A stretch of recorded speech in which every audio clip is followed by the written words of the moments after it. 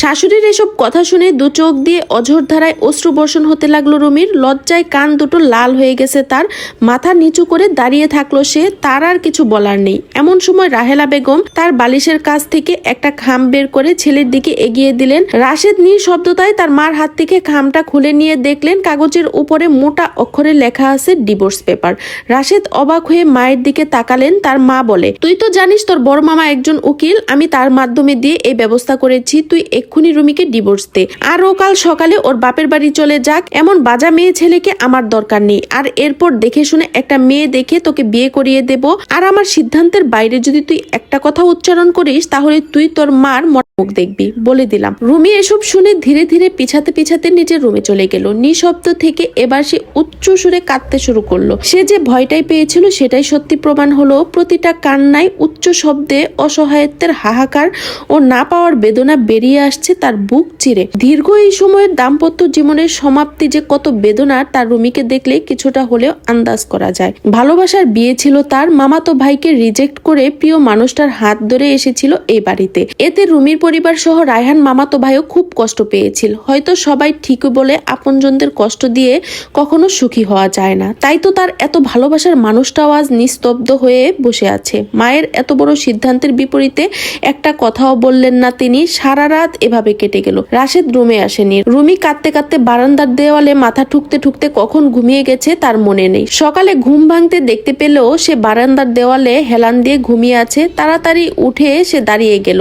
ঘরে ঢুকে দেখলো বাথরুম থেকে পানির শব্দ আসছে। ঘড়িতে তাকিয়ে দেখলো 7:30 বাজে। একটু পরে রাশেদ অফিসে যাবে, দ্রুত রান্না করতে হবে। রুমির মাথা থেকে এক প্রকার ডিভোর্সের ব্যাপারটা বের হয়ে গেছিল। চুলগুলো হাতে খোপা করে নিল।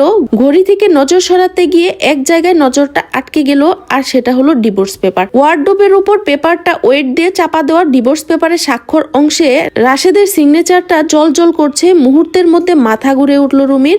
না চাইলেও অশ্রুবিন্দুগুলো চোখের কার্নিতে জমে আছে। চোখের পাতা বুঝতেই পানিগুলো গাল বেয়ে বেরিয়ে পড়লো। তাহলে কি আশার প্রদীপটা নিভে গেল তার? দীর্ঘ 2 বছরের প্রণয়, 3 বছরের দাম্পত্য জীবনের কি এখানেই সমাপ্তি হবে তাহলে? আর কি তাহলে রাশেদের জীবনের কোনো অস্তিত্ব রইল না তার? এসব কথা ভাবতে ভাবতেই বারবার অশ্রুসিক্ত হয়ে পড়ছে তার 2 নয়ন। হৃৎপিণ্ডটা মনে হচ্ছে কেউ দুমড়ে মুচড়ে দিচ্ছে। শ্বাস নিতে কষ্ট হচ্ছে রুমির। পা জোড়া নিস্তেজ হয়ে গেছে রুমির। ওয়ার্ডরোবের দিকে আগানোর শক্তি নেই তার। হয়তো বিচ্ছেদের বেদনা এমন প্রখর হয়।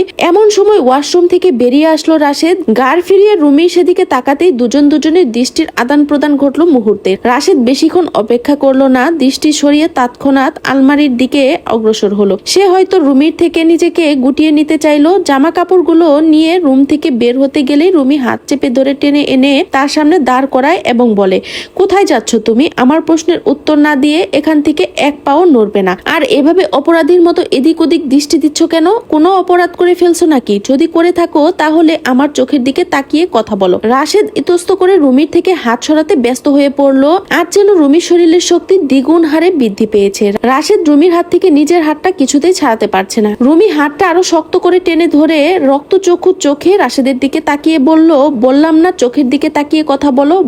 বলো রাশেদ, আমার সাথে কেন করলে এমন? রাশেদ এবার তেজ দেখিয়ে এক ঝটকায় রুমিকে হাত ছাড়িয়ে রুমির দিকে আঙ্গুল উঁচু করে বলে, আমি কোনো জবাবদিহি করতে বাধ্য নই। তোমার সকল প্রশ্নের উত্তর আমি ওই কাগজে মিটিয়ে দিয়েছি। আঙ্গুল দিয়ে ডিভোর্স পেপারটা দেখিয়ে দিল। ওখানে সাইন করো আর চলে যাও আমার বাড়ি থেকে। অফিস থেকে ফিরে এসে আমি যেন তোমার মুখটাও দেখতে না পাই। এসব তুমি কি বলছো রাশেদ? তুমি আমাদের এতদিনের সম্পর্কটা একটা কাগজের টুকরো দিয়ে এভাবে শেষ করে দিতে পারো না? আমি কোথায় যাব রাশেদ? প্লিজ রাশেদ, আমার কথাটা একবার শুনো। চলো আমরা দুজন ডাক্তারের কাছে যাই। আপা বলছে এরকম সমস্যা নাকি অনেকেরই হয়, ডাক্তার দেখানোর পর ভালো হয়ে যায়। আমি তোমার পায়ে ধরছি রাশেদ, প্লিজ একবার চলো। রুমিকে ধাক্কা দিয়ে সরিয়ে দিয়ে রুমির সামনে এক হাঁটু মুড়ে বসে রুমির গাল শক্ত করে চেপে ধরে বলল, ও এগুলো তাহলে তোর বড় বোনের বুদ্ধি? এইবার বুঝতেছি কেন আমার ডাক্তারের কাছে যাওয়ার জন্য এত উঠে পড়ে লাগছিস তুই। 2 বোন মিলে পরামর্শ করছোস আমার ডাক্তারের কাছে নিয়ে গিয়ে নিজের অক্ষমতার তকমাটা আমার ঘাড়ে চাপাতে চাস তুই। বাজে মেয়ে ছেলে কোথাকার।